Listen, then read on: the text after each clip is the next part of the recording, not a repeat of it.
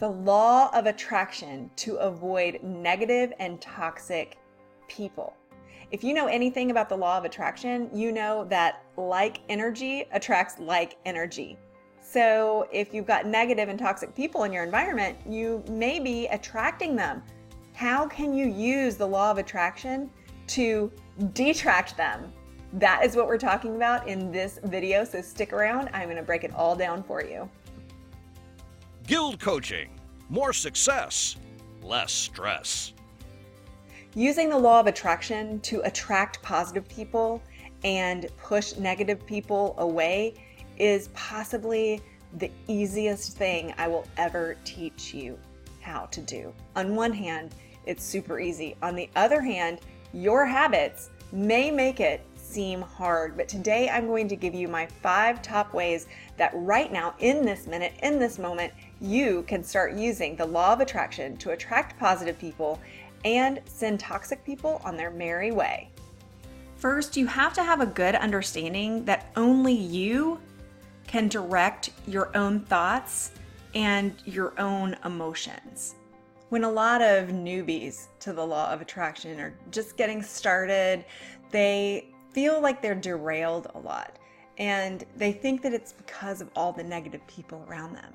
But actually, it's because they're not taking responsibility for their own energy, for their own thoughts.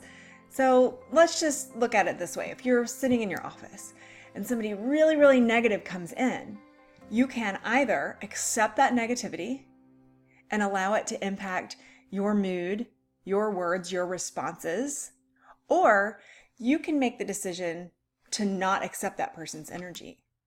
Because everything is energy. Energy is everything. Your energy, I am. The painting on the wall back there is energy. The lamp, the video camera that I'm looking into right now, this microphone, everything is energy. Thoughts, words, ideas. It takes energy to create all of that. So they are energy. They're a product of energy. So when somebody brings their negativity to you, you can feel it. You can feel it when a negative person walks in the room. You can right then decide, am I going to accept this? Am I going to allow this person the privilege of having the power over me to impact my energy?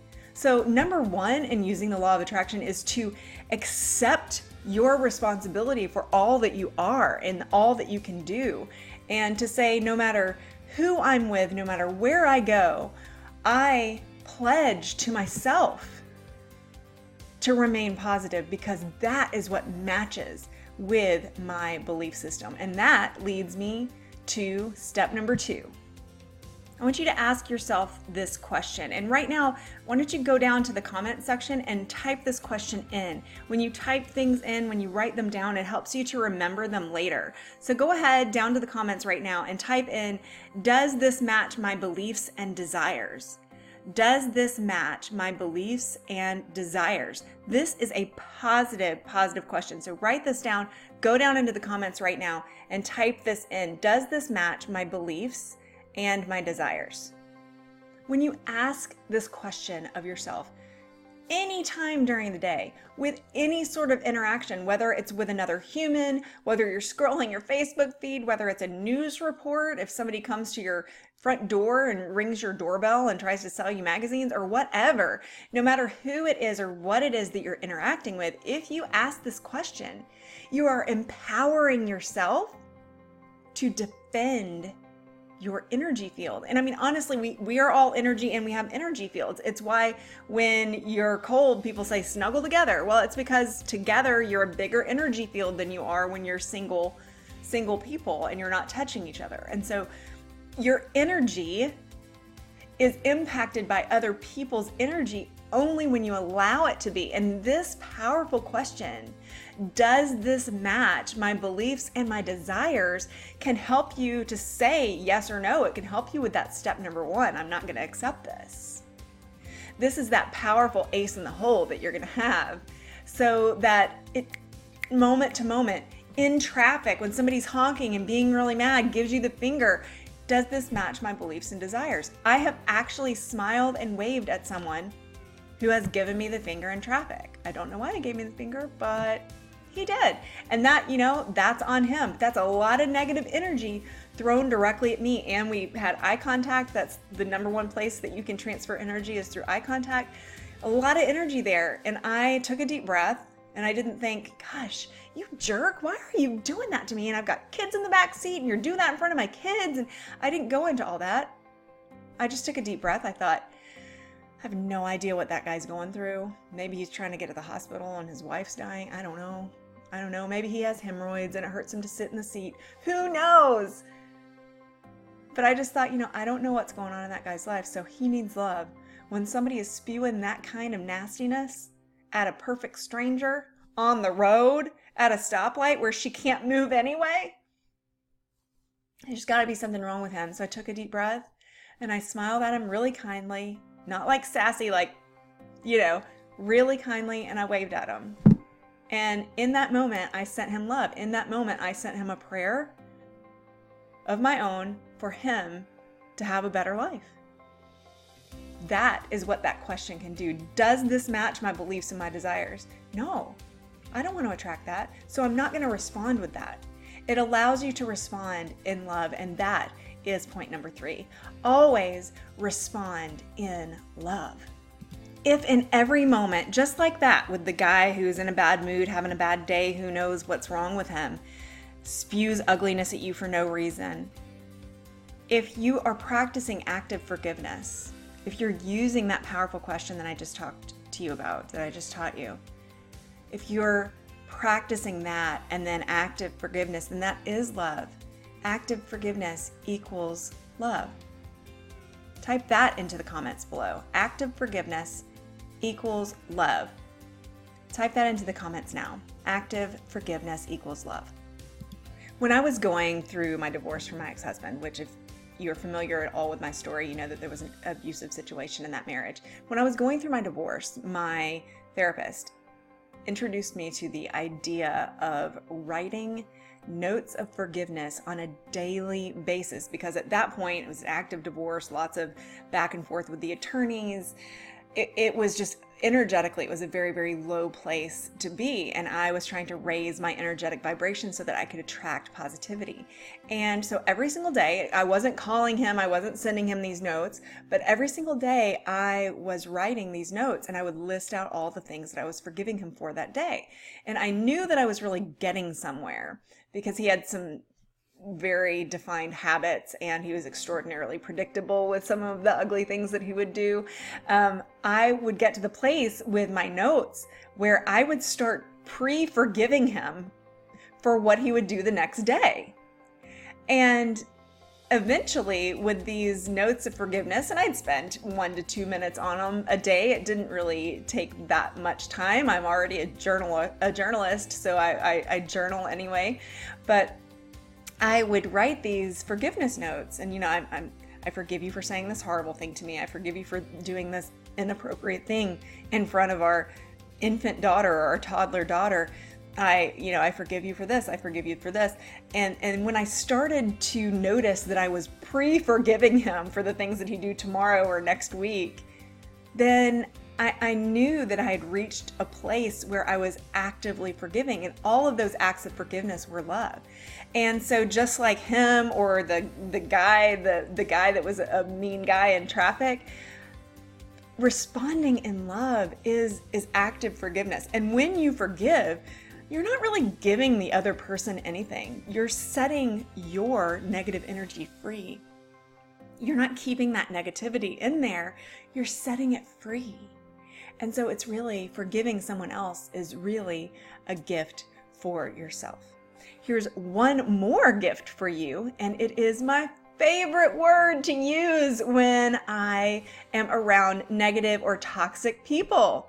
Here it is. Interesting.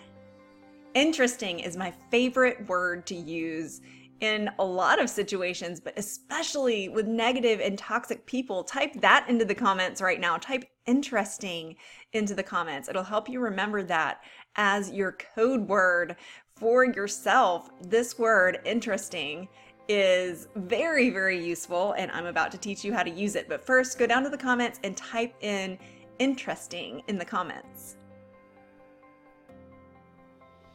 Do you remember the first thing that I said after I told you about the guy who flipped me off in traffic? The first thing that I said, at least the first thing that I said to myself was, I don't know what's going on in his life. How did I get to the point that that was my first thought instead of how dare he? Oh my gosh, how dare he to me? How dare he to my kids? I really didn't do anything wrong. I was just sitting here, at least I don't know that I did anything wrong. That's not where my brain went. My brain immediately went to the word interesting. Interesting is such a useful word. It is not only useful in dealing with toxic people, it's really useful in any situation that doesn't necessarily have to do with you, but which you are witnessing. So the word interesting, back to the traffic example that I'm using today, it helped me to say, interesting. That's what cued that dialogue. I don't know what's going on. Maybe he's got a wife that's in the hospital. Maybe he just found out he has cancer. Maybe he is trying to race somewhere because he knows his tire's about to go flat. Maybe he's got hemorrhoids. You never know. But I wouldn't have gotten there if I didn't have that word, that tool, that word interesting at my disposal. It is really such an incredible tool. So anytime anything happens, instead of jumping in with judgment or making assumptions or anything like that, back up, look at it, and say, interesting. I don't know if you've ever gone to an art museum where there was a painting on the wall of any size, really. You'll see people walk up to it, look at it from different angles, back distance, come super, super close. It's because it's interesting. They're curious. What does the light do when I look at it from this way? What does the light do when I look at it from this way? What happens when I look at it from far back? Can I see something different? Oftentimes the answer to that is yes. Do that with the circumstances in your life. Do that with the people in your life. Do that with the interactions in your life. Take a deep breath. Say interesting. It'll give you a different perspective. It'll help keep your vibration high, because when you back up from it and say interesting, you have already mentally and emotionally disconnected from whatever's going on, and you have made yourself an observer. And when you're simply an observer, you are not actively participating in that negative energy. Therefore, you're not putting out negative energy to attract more. Interesting. And lastly today, you have to, with intention, invest wisely. Invest your time, your energy, your thought, everything. You have to make sure you are using all of those things wisely. So go ahead down to the comment section, type in invest wisely there. Again, that'll just help you to remember this later. Invest wisely. Type that into the comments. Let's look at it this way. I have something that I want you to invest in, and I come to you and I say, give me $10,000.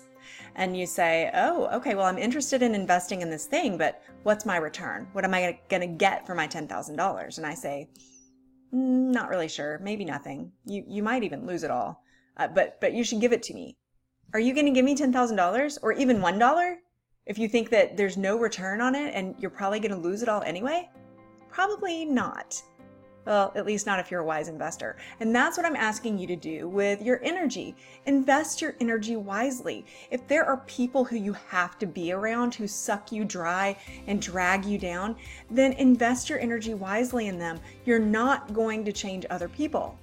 The only way that you are going to be able to change other people is through keeping a high vibe, having them see you happy and successful, and then making them be curious and say, hey, how are you doing this? How are you accomplishing this? You're not going to change them through your own efforts. You're only going to change them if something changes in their head. So invest your time wisely. Don't spend a whole lot of time, and don't plan to spend a whole lot of time with people who are going to bring you down. If it's a family member, if it's around the holidays and you have to, go ahead and set a schedule. Hey, we've got this much time and then this other thing's going on, so we're going to have to go. Set a schedule, set a limit, so that you know you've got this much time that you have to stay strong, have that emotional, energetic wall up, and then get the heck out of there before you get drawn down. If any of these were of use to you, please give me a thumbs up on this video. Don't forget to subscribe to our channel and hit that little bell so that you'll get a notification every Monday when we drop our new videos. Thanks so much for watching. I'm Jane Mims with GILD Coaching, guildcoaching.com. Don't forget to subscribe. I will see you next week.